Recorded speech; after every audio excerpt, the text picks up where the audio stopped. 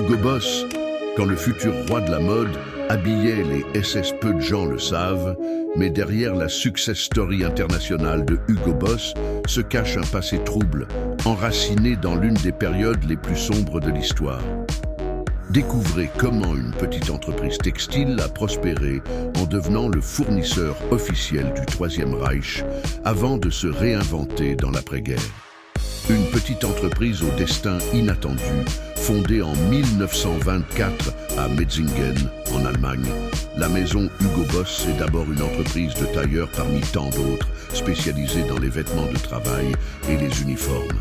Avec l'arrivée au pouvoir d'Hitler en 1933, les opportunités changent.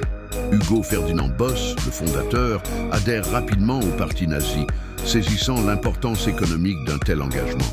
Son entreprise commence alors à décrocher des contrats officiels pour fabriquer des uniformes destinés aux organisations nazies, la SA, les chemises brunes, la SS, la jeunesse hitlérienne et d'autres branches du régime. Habiller le pouvoir.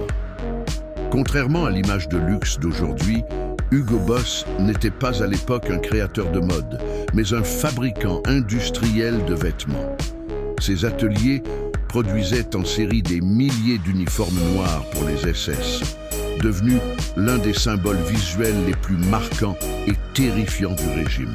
Les coupes impeccables, les tissus rigides, l'esthétique autoritaire de ces tenues contribueront à forger l'image redoutable de la machine nazie. Le recours au travail forcé.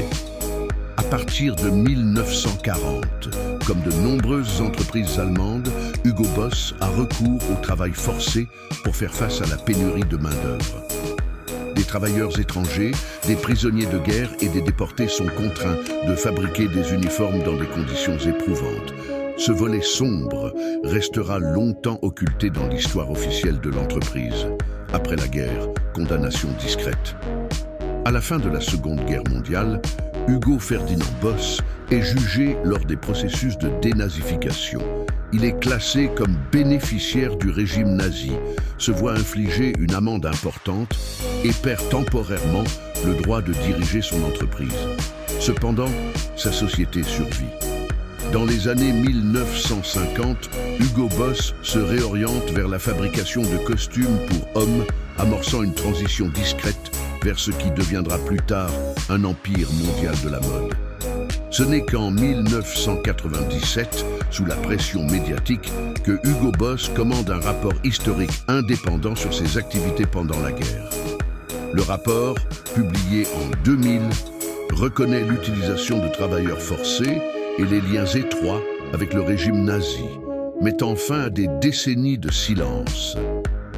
L'histoire de Hugo Boss rappelle que derrière les marques mondiales que nous consommons parfois sans y penser, se cachent souvent des trajectoires complexes, mêlées d'opportunisme, de pragmatisme et d'ombre que le temps n'efface pas totalement.